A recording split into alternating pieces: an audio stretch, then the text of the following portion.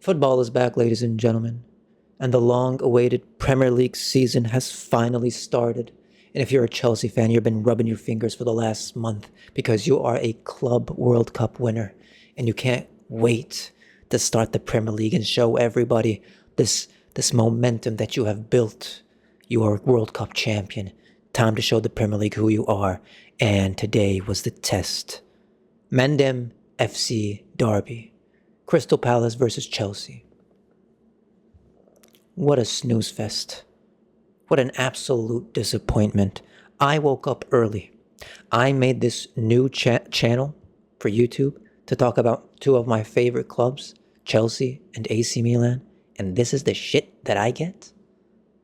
I spent an hour, well, not an hour, maybe half an hour, making thumbnails and picking the right name for the channel, doing everything that I can to make sure that this channel gets up and running on the best, most positive front way possible. And what I got was a 0-0.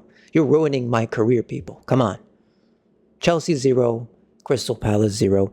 Like I mentioned, if you're a football fan in general, banter fan, if you like banter, AC Milan or Chelsea, this is the channel for you. You might want to subscribe.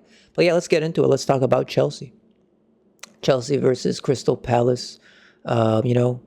First Premier League game, Stamford Bridge. The stars were there. Everybody was excited to watch this club, get up and running and maybe compete possibly against the likes of the Liverpools and the Arsenals and maybe perhaps the Manchester Uniteds of this world. But no. Nope. Yep. Hell no. We need a lot. We need a lot to unpack. You think there's a lot to unpack in this game? There isn't, because nothing happened in this game. Ladies and gentlemen, first 10 minutes we started, we had all the control of the world, per usual. If you're a Chelsea, if you're a Chelsea supporter. But, however, nothing was happening. Control for nothing. That's it. Just passing the ball sideways to the back, that kind of thing. Nothing really happened. After 10 minutes, they got themselves a free kick. And my goodness, Eberici Eze. He might be playing his last Crystal Palace game. From what I'm hearing, he's going to go to the Hotspurs. I'm not sure if it's true. We'll see. It kind of looked like it with his demeanor, though. Shot in an absolute belter of a free kick. But for the first time in my life, I've seen this kind of foul or obstruction given. VAR intervened. Apparently, it's not a goal. From what I understood, and again, this is the first time I've seen this. You can correct me if I'm wrong. Apparently, you're not allowed, if you're not part of the wall, you're not allowed to come close within a certain range of the wall. And apparently, that's what Mark Guehi did. And prevented Eze from having an absolutely amazing free kick goal. I don't know. If it was me, I would have given it. I don't think any player complained as well. I think they were surprised as much as I was about this rule that existed. Probably, I don't know. After that, Crystal Palace decided to play a little bit better, had some chances. Mateta, absolute handful. I would love him at AC Milan, but I think those rumors are off. And after that, pretty much nothing. We were waiting for some players to make some positive marks, positive runs. Nothing was happening. Cold Palmer today. I called him Cold Palmer. Here I am making a mistake already. Cole Palmer today. Defrost Palmer. Because, the sun was too shiny on him. It was maybe a little bit, the heat was a little too much on him. It was defrosted, a little melted, a little timid. Nothing cold today. I wasn't shivering at all. Neither were the Crystal Palace players as well. Shocking performance from him, from all the attacking players, to be fair. What the hell was that sound? Anyway, we ignore that. But yeah, it was just an absolute snooze fest. I would like to point out as well, we did manage to get a clean sheet with Robert Sanchez on goal. And I have this note that I would like to present to all the Chelsea fans. Do you guys think that this guy should do more Route 1 tactics? More Route 1 long balls, because he seems to be elite at long balls. I think he gave 4 Route 1 plays in this game. 3 of them were actually dangerous. One of them was just like YOLO, like a FIFA, like when you ask your pro club's goalkeeper to just lob it to you. Didn't find anyone. But otherwise, I feel like he has a pretty good long shot on him. I think he should be doing that more often, especially we have some pacey players on our wings. We could cause a lot of trouble. We've seen that against PSG. It didn't work today, but like I mentioned, three of them showed a bit of danger. So I would definitely go with that in the future as an option.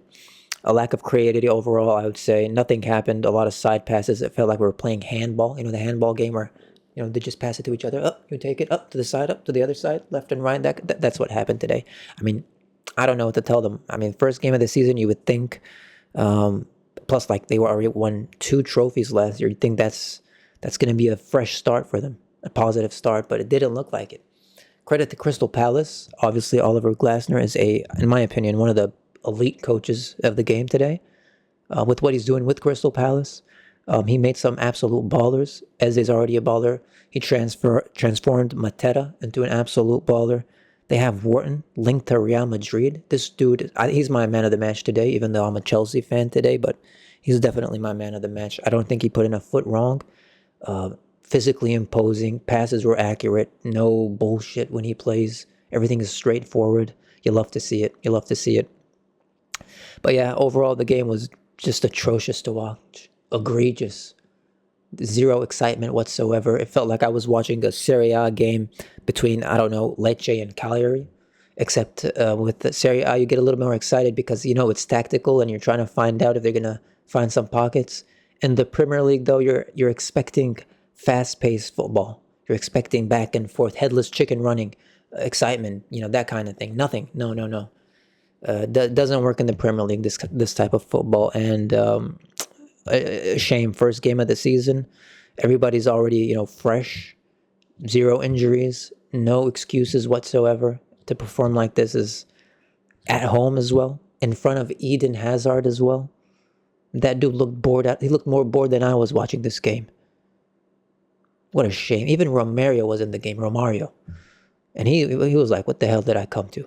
I think he was here to watch Esteval, which probably was the best Chelsea player, to be fair, regardless of the defenders. I think the defense was really good. And it's not a good thing to say that your defense is really good in a game like this against, with all due respect, Crystal Palace. I should show them a lot more respect because they won 2 trophies as well. They're no scrubs whatsoever. But, when you're like a top 6 team, not playing against a top 6 team, you're expected to have the ball and make runs and make plays and shoot on target and that kind of thing. Which, by the way, from the stats that I'm looking at, 18 shots, only 1 on target. And that was in the 87th minute. I think Liam Delap, 87th or 89th minute. That's embarrassing, actually. Crystal Palace, 10 shots, 4 on target. But they were all literally on target, like on freaking Sanchez's face and, abdomen area. Not good at all. You think maybe the second half... Y'all hear that? Was it just me? Anyway, you think the second half is going to change? Even worse. Absolutely dead game. Sideway passing, back passing, 0 creativity. Cole Palmer nowhere to be seen. The front line, Joao Pedro, was hot all summer long and today decided to cool down a little bit. It's crazy how it's the opposite of Cold Palmer. Cold Palmer. I say it again. Yeah, anyway, not good. The only thing interesting about the second half, by the way, in my opinion, was the fact that they had a free kick. Chelsea had a free kick. And the referee actually drew the extra line to show the rule that he, talked about in the first half. That was ruled out. The line where you're not supposed to come close to the wall. He drew it. That's the first time I've seen a referee drawing this line. I don't know. If someone have seen this before, let me know. But this is the first. They even zoomed in on it like, look at this. Exhibit A. This is what happened in the first half. Don't let it happen again. That kind of thing. Not good at all. Esteval, like I mentioned, came in. Was a bit of a spark, but overall, still not enough. Still not enough. He did his thing. He missed a really golden opportunity. Could have left it for Neto, but, there was 3 free players. Any one of them could have shot it. Didn't even hit the target. That's the only thing that was a little disappointing, in my opinion. It was an aggressive game in general. A lot of tackling, a lot of yellow cards. Someone could have gotten, I don't know, a red card. Mateta could have gotten a red card. Reece James could have gotten a red card. There was even this one opportunity in the end of the first half. Robert Sanchez doing his best Roman Reigns Superman punch impression. Could have been a penalty. But they didn't call it. No one really complained or argued. So we move on. We start dominating the ball the second half, but again, useless domination.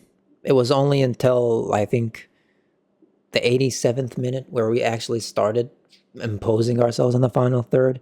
And it wasn't because of Chelsea. It was because Crystal Palace decided to stay back. And also, it wasn't like we were playing like good football. It was just crosses in the box.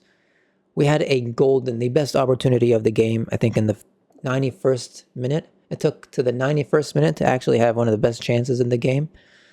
Andre Santos in front of goal. Beautiful, voluptuous, soft pass by Cucurella, rolling around inside the watered. I don't know what I'm trying. I'm trying to make up something to just show you guys that the ball was put on a silver platter for him, and he skied it. Not good enough at all. I mean, you could have just passed it on the goal, but I mean, listen, I don't know. Yeah, disappointed. It was almost to the point where when Chelsea play like this, they're not gonna score. It's not gonna look good, bruv. And so, yeah, that's how we start our season, I guess. Man of the match, like I mentioned, as far as the Chelsea's perspective, I'm gonna give it to Achimpong, maybe. Just because the defense was very solid. Again, you don't want to hear that. But yeah, he was impressive. Young player, 19 years old, imposing himself very well against the likes of Jean-Philippe Mateta. And yeah, that's unfortunate. I don't know who we're playing next. Let me check the schedule. But it's not looking good. I wanted to follow the footsteps of the Liverpools, the Tottenhams, one of the big six teams winning. But unfortunately, we it's already in the US right now. It's 10 o'clock. The game started at 8. It ended at 10, and I'm already tired. They took 2 hours of my life, unfortunately. So what did you guys think? Oh yeah, one final note. The Nicholas Jackson fanboys right now, just wait on them. They're writing their drafts. Ooh, they can't wait to get on Liam Delap and Joao Pedro's cases. Oh, you think Jackson's bad? You think he's terrible? When? He isn't terrible, by the way. I actually rate him. I think he's a handful, fast, good link-up play, decent dribbler. He's just not clutch whatsoever. That's the only issue I got with him. But yeah, there's a lot of Nicholas Jackson fanboys writing drafts right now, so you got to be careful. But yeah, that was my thoughts on the game. Those were my thoughts on the game, to be corrected by the grammar that I unfortunately do not acquire in a prolific manner. Tell me what you guys think. Like, share, subscribe. Next up, I might make a short video between the most anticipated season opener of the Premier League. Box office, Gyökeres versus Šeško. Manchester United against the Arsenal. Brother, I'm just saying it right now before the game starts. It's going to feel like a 0-0, trust me. I have a feeling it's going to be a 0. Everybody's giving their predictions. 3-0, 1-0, Bruno Fernandes masterclass, Gyökeres hat-trick, that kind of 0-0. Mark my words. I will cut this and make it into a short. And I'll come back in a couple of hours with a new short video, I would say, about Manchester United and Arsenal. And after that, AC Milan are back. I can't wait. Allegri football. Let's go. Peace, people.